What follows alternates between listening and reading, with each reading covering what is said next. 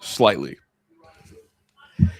Here we go. I'm Kris. That's Ron, and this is our least favorite show of the year, I think. Given the fact that this was Ohio State's second loss in a row and a loss that ended the season, and it came in a fashion that I'm not used to. This was a game where Miami took it to Ohio State for the first half. Ohio State regained momentum in quarter number 3, but push came to shove, and Miami was just too much down the stretch, and they end up taking care of them. I'm Kris Drew. That's my guy, Ron. Ron, what's good? Not the end of this season. The Buckeyes go out there and get overpowered by Miami in the final game of the season. We might as well jump right into it. I mean, you heard in every pregame it was going to come down to the trenches in this matchup, and boy, did it.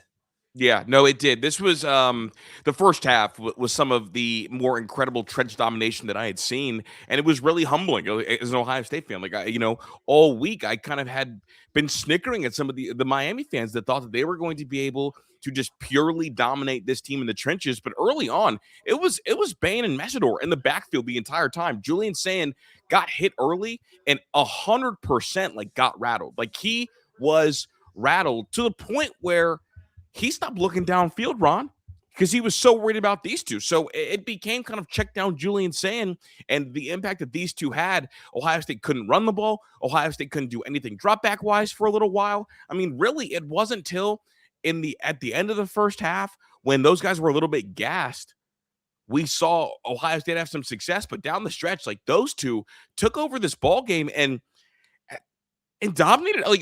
Like Ohio State's offensive line, like they didn't belong. Kris, we've matched up against great pass rushers in the Big Ten over the years. I mean, Penn State has had a handful of them, and the Buckeyes have not really let a edge rusher dominate them in a game, despite the struggles that they've had in matchups, except for one instance. And it was Aiden Hutchinson. And man, I think Reuben Bain might have rivaled that performance today. I think this tops that performance to me. Like, I feel like the job that these two did, like, even like if you watch the whole second half, like Reuben Bain with one move was destroying the tackles for Ohio State with one move.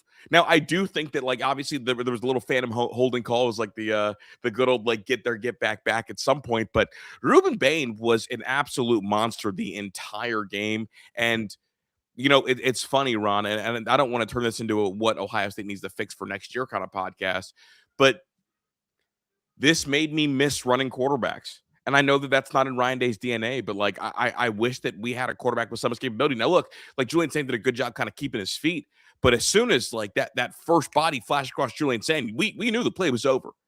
We knew the play was over. And he did a good job, like, not take – I mean, the 5 sacks very easily could have been 8 sacks, which what a wild sentence to even say, right? Like, did you feel like that 5 sacks could have been 8? Absolutely. It felt like the entire first half, Julian Sayin would snap the ball, and one of these two, if not both of these guys, were in his lap. Were you interested? I want to ask you, do you think the Buckeyes could have come up with a better game plan? Because it felt like towards the end of the game, they started to have success as these guys started to wear down and they were able to use tempo on them. But early on, it didn't seem like the tempo worked. And that's been some of the curse of the Ryan Day tempo offense. And kind of one of the reasons why we saw a lot of clock ball this season is because when you come out there fast and you're running tempo and those drives stall, similar to some of the Michigan losses in Ryan Day's past, then you have this Miami team on the field a ton in the first half, gassing the Ohio State defense. Yeah, man. And I thought the Ohio State defense could have held up. I mean, obviously, like, they allowed the touchdown at the end of the game, and they like simply allowed it to try to, like, pull off a miracle. But, Julian Sayin had the pick 6, so it looked like they had scored 14 points. They really scored 7. But no, I mean, like, it's funny because when Ohio State goes down, this team, shoot, dude, it's good. It's weird to say. I'm trying not to cuss. This team might lack explosiveness, and that's a weird sentence to say because, like, you needed to score quick a couple times. They were incapable. Even like both their scoring drives were over 4 or 5 minute drives. Yeah, I believe. Like, even when they were using tempo in those drives, it's like 6 yards, give to the line, 6 yards, give to the line. Like, they're not ripping off any chunk plays. And that I think, and it's like look, Ryan Day told me when it's time to press on the gas, we're gonna press on the gas. Sucker pressed on the gas and it just puttered.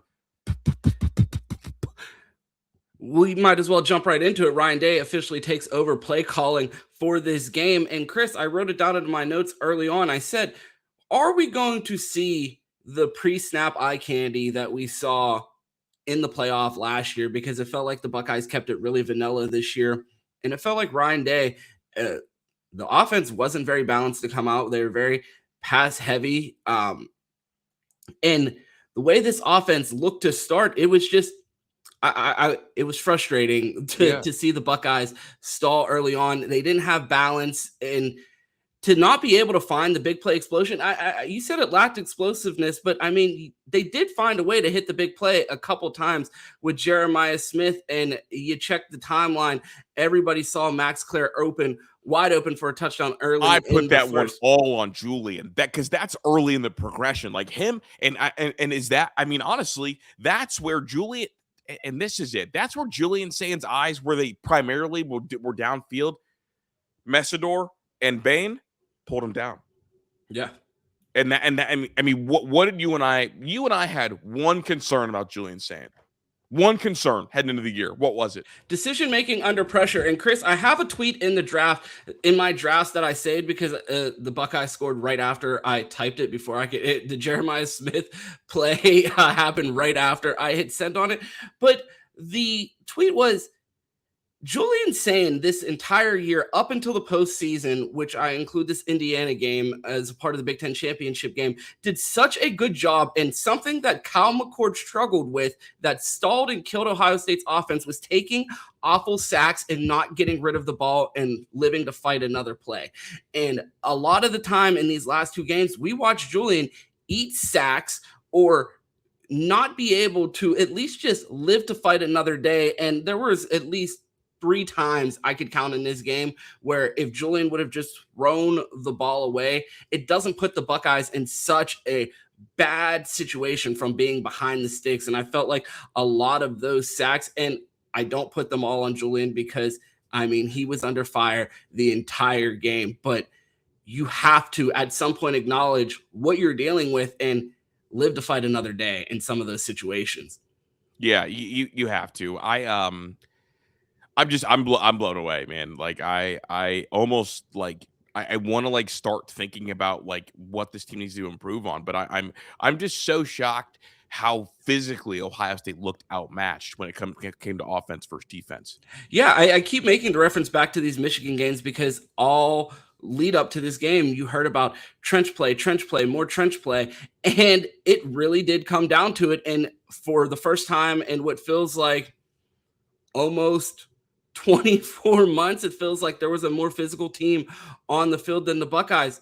The Buckeyes brought their physicality. They made Malachi Toney put the ball on the ground 2 times during this game. But overall, I mean, there was multiple times where you see their double teams being more effective than us, their tackles being able to get to the second level in the run game, just an overall physicality. And you got to tip your cap to Miami because it wasn't just in the trenches. Right. Their secondary was tackling. Their linebackers were making plays.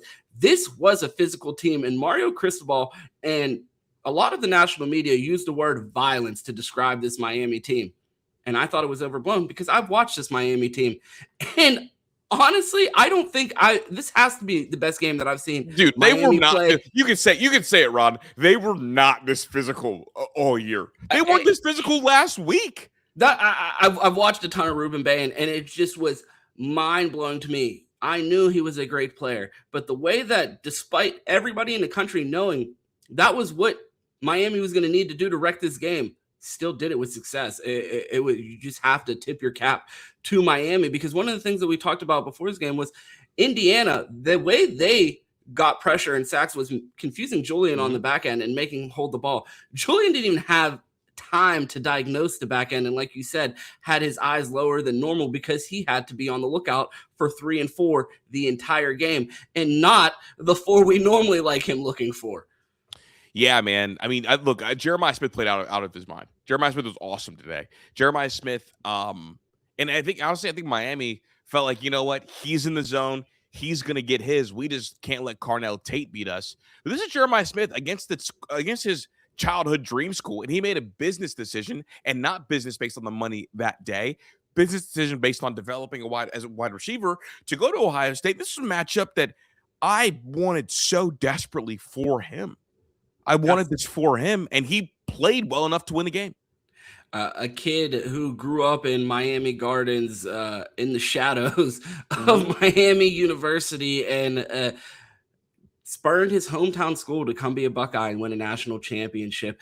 And you would think the Buckeyes would want, and I'm not doubting this. I'm sure every single one of the Buckeyes wanted this more than anyone talking on a microphone about this right now or complaining on Twitter. He wanted more than all of them because he put it all on the line to make this decision and make the different decision. Malachi Toney, the hometown hero, the freshman superstar, living the Jeremiah Smith dream that he lived at Ohio State last year. And you just have to wonder all the emotions going through. 157 yards, 7 catches, and a touchdown. Left everything out on that field for this one, playing against a ton of kids that he's been playing with at the parks in Miami since he was a child.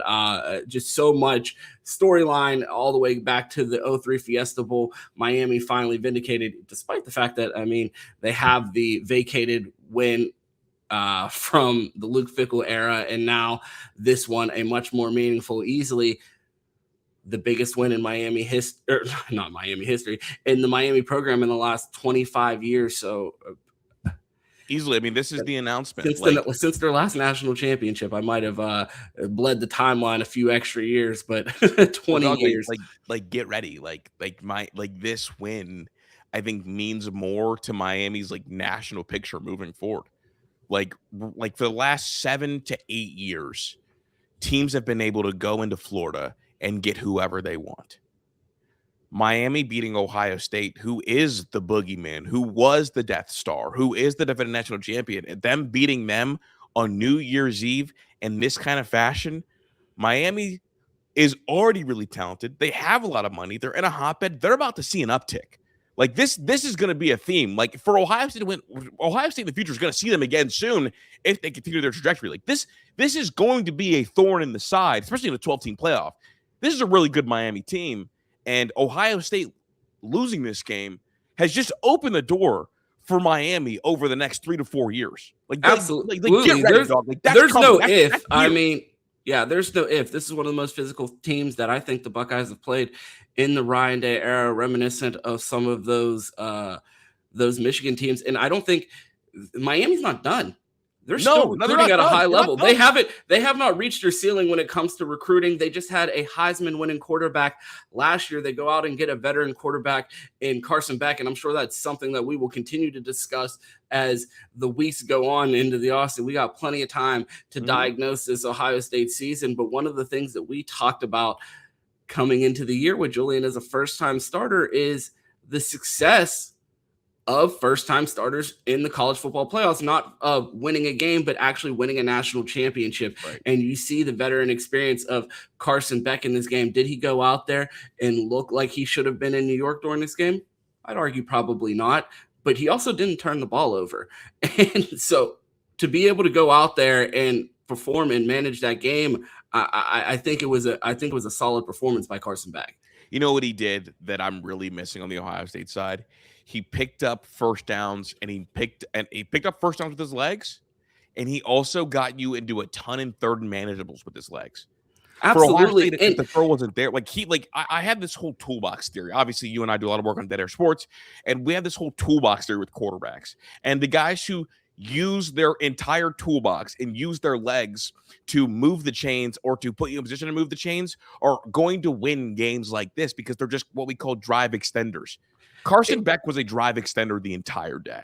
He played like a gamer. When he needed yards, Kris, we did a rewatch earlier in the year of the 2017 Ohio State-Michigan game when Dwayne Haskins comes in the game and not traditionally known as a runner. And one of the things that he does is on the first drive, drops his shoulder at the goal line to fight for a few extra yards. And Ryan Day and the entire sideline would probably have a panic attack if Julian Sayin lowered his shoulder, as would I. I don't want Julian Sayin lowering his shoulder, but that is something that they benefited from Will Howard being able to do last year and in years past. And you see Carson Beck be able to scramble and escape. And Julian's not the guy that you want out there scrambling, but today being able to create a little bit more with his legs or put a little bit more pressure on that pass rush with the threat of running, I think would have helped this Buckeye offense. But I can't point the finger completely at Julian Sayin because I feel like a lot of this starts with the offensive line up front. And Kris, I don't know if we can ignore the elephant in the room or maybe lack thereof elephant in the room, because it doesn't feel like the Buckeyes have a right guard. And this was it. You know what's funny? When you said elephant in the room, I didn't think you were talking about that. Oh, what were you going to go with? Little number 38. Jaden Fielding. Oh, okay. I did not want to go there because is that not the elephant in the room? It's a 3-point game down the stretch. We now extend the statistic coming into this game. 40% of Ryan Day losses included a Jaden Fielding miss or field goal miss. 30% of them included a Jaden Fielding miss. Kris, it becomes unacceptable to the point where you are now game planning around not having a kicker. That's unacceptable at Ohio State. And it now falls at the feet of Ryan Day. 100%. We ran a special teams coordinator in Parker Fleming. Congrats on the new hire at Kentucky, out of the building.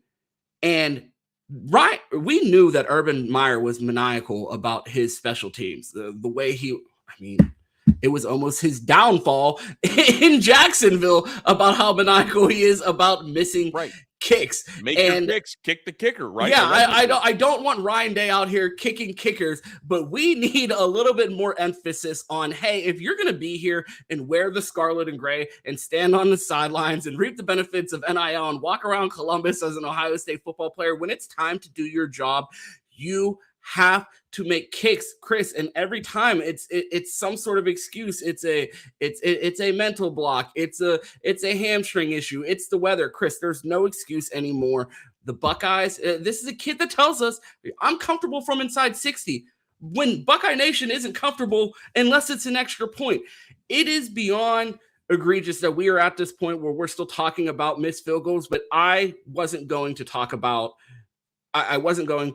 address Jaden Fielding because at the end of the day, if the trenches did what they needed to do up front, I don't think this game needs to be on Jaden Fielding's foot. And I think Akheem Mesidor and the lack of answer and Reuben Bain and the lack of answer at right guard. And then, you even saw Ian Moore play in the second half. Kris, there's so much to unpack here with what happened in the trenches. I think the two positions we knew all year that we didn't have were a right guard and a kicker.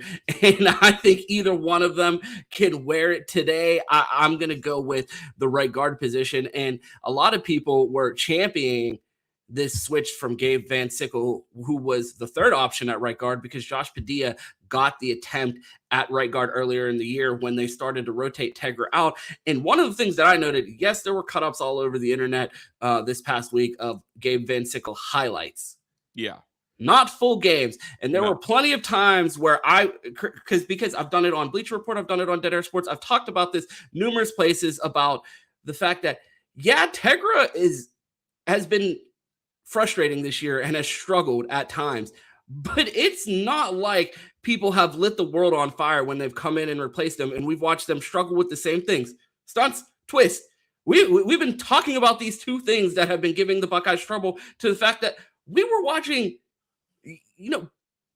borderline not Power 5 teams earlier in the non-conference give the Buckeyes issues in the red zone with stunts and twists. And I'm like, imagine when you're dealing with, I don't know, two of the best defensive linemen in the country. What's that going to look like?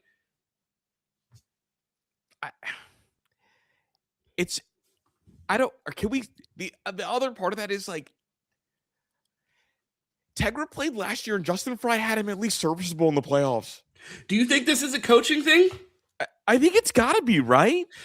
And you have to ask the question. The Buckeyes go from having one offensive line coach, a guy that we talked about the breakdowns and the struggles and deficiencies of this Ohio State team earlier in the season, and it was the miscommunications and not being able to identify these types of stunts and pressures. And we kept banking on, well, Justin Fry got these issues sorted out. We saw them clean up their footwork over the course of the year. You can see it on the All-22. You watch them get better with communication and passing off pressure, so much so that they lost, a Remington Award-winning center and a first-round tackle and still went on to win a national championship with guys that filled in admirably. And you watch, and this fan base ran him out of here.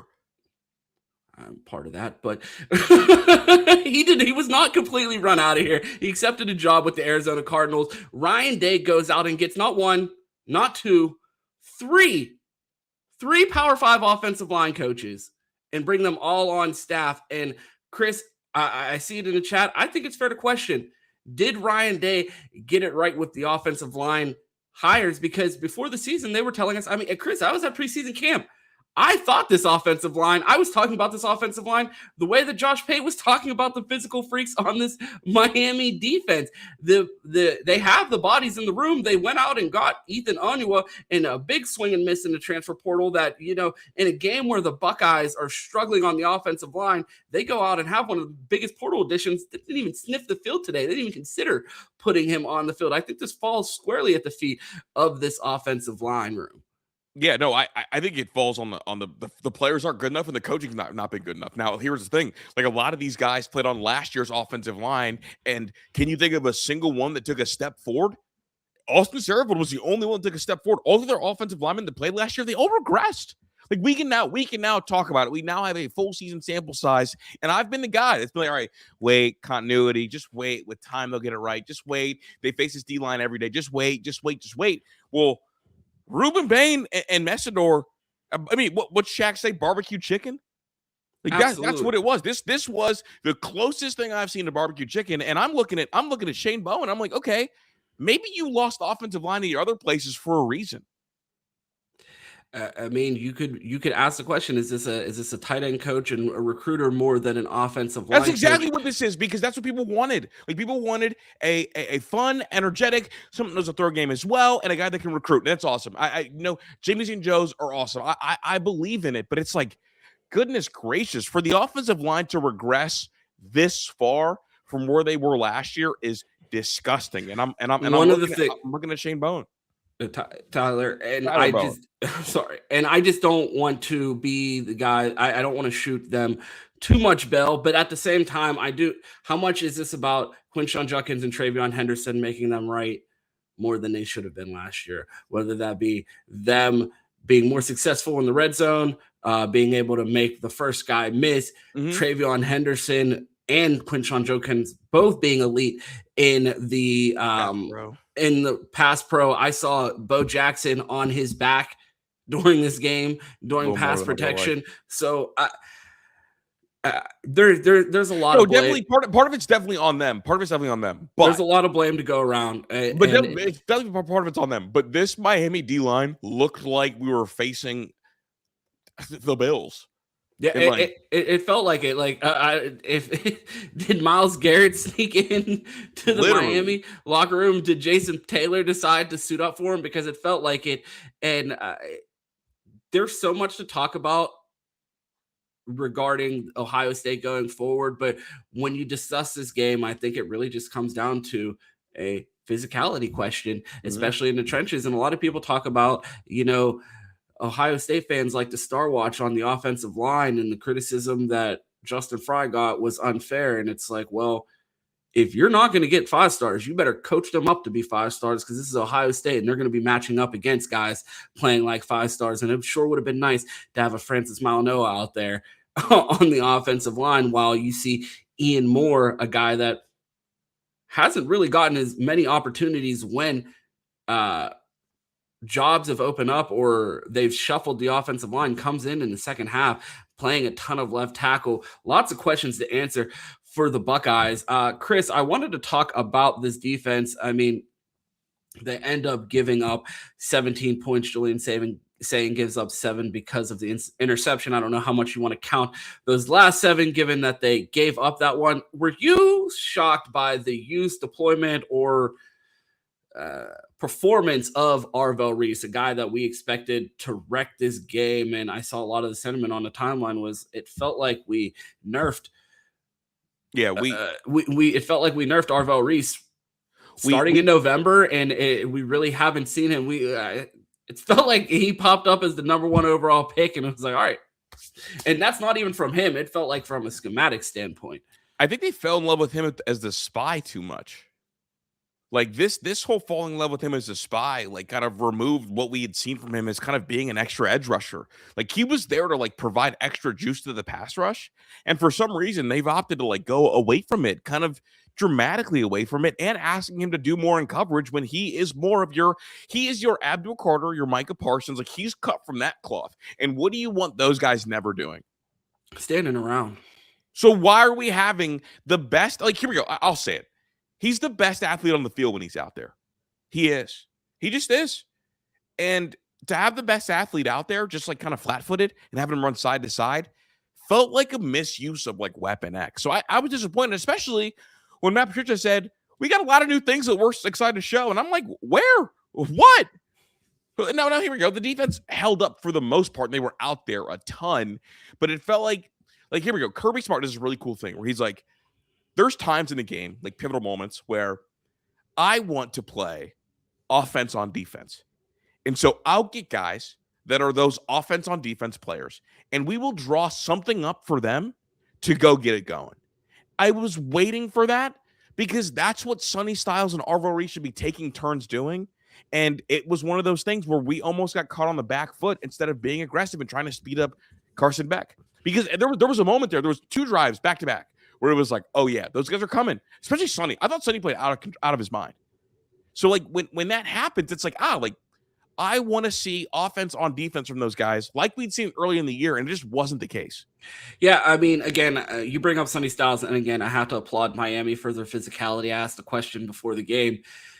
How is Miami going to deploy this power run game when their running back that's supposed to be their power back is 25 pounds lighter and slower than our linebackers? And you watch Sonny Styles, a linebacker that hasn't missed a tackle all season, meet Mark Fletcher in the hole and miss his first tackle of the season. Again, Tony Alford haunting the Buckeyes from Ann Arbor still with a miss of recruiting past, and Mark Fletcher haunting the Buckeyes in a performance similar to Donovan Edwards. Yeah. It just feels like all of these Ryan Day losses look the same, similar to, you got to think Jim Knowles is going to be having a sweet toast at midnight tonight, because it feels like this is the curse of being the Ryan Day's defensive coordinator, because despite being the offensive guru that he is, man, has he put his defensive coordinators in some awful positions that they should not have been in, given the talent that Ryan Day has on the offensive side of the ball. And you watch Ryan Day defenses get gassed because of offensive sputterings, and the amount of time that defense spent on the field in the first half was ridiculous. The fact that they weren't able to come up with tempo or misdirection or some form of success in the quick game to attack this pass rush of Miami. And then it also felt like it was just frustrating the way this first half went out. And I saw a lot of people say it in the chat. It was too late by the time the Buckeyes found an adjustment. Too late. And honestly, like I'll sit here and say it. I thought this Ohio State team was going to take care of Miami in pretty convincing fashion. Boy, was I wrong. I was wrong. I thought this was a pedigree game, Kris. I thought this was going to be an opportunity for the Buckeyes to show a level of physicality, a level of preparation, a mental aptitude, coaching acumen required to win for the national championship. And I see people saying the break was too long, the Buckeyes came out flat. You're a national championship head coach. If you can't find a way to motivate your team to win a national championship after losing a Big Ten championship, how long has it been since Ryan Day won a Big Ten championship? So long, dude. 2020. You see the polls always go around, Kris. Do you rather win a national championship or beat Michigan? I remember how last year felt, Kris. I want to win a national championship. Yeah, dude. I want to win a national championship, dude. And I was just so wrong about this Ohio State team, and I was so wrong about the Miami team. So super disappointed. Super disappointing way to end the season, especially given the fact that I enjoyed watching this Buckeye team. I thought it was a super fun Buckeye team. I love this defense, and just a sad, disappointing way to end the year, especially because it felt like, one last note before I get out of here, before we get out of here, I'm sure we're going to have tons to unpack throughout the offseason in regards to Ohio State. But in moments like this, it's kind of frustrating because we always talk about how few games are. This is one of the shortest sports seasons, and we're tortured fans. We have the longest off season of any sport. When you're playing a take the air out of the ball 3 yards in a cloud of dust type of, hey, we're just trying to win, we're bigger brained than you, we have a bigger picture to win a national championship, and then you go out and don't win a national championship. It's pretty frustrating when you sacrifice Saturdays of explosion and excitement and rest because this big brained idea of we're going to be more rested, we're going to take away 200 snaps. Kris is sitting here at 11:25 on December 31st. Give me back those 200 snaps on offense, and please score 7 more Jeremiah Smith touchdowns if we're not going to win a national championship. Literally, like if we're not going to win, an Addy, like make it fun. Yeah. Like that's my only thing, Kris. You know how this thing ends. It's all, regardless if they win or lose, it's always go Bucks, and of course, OH. Happy New Year's. Happy New Year, big dog.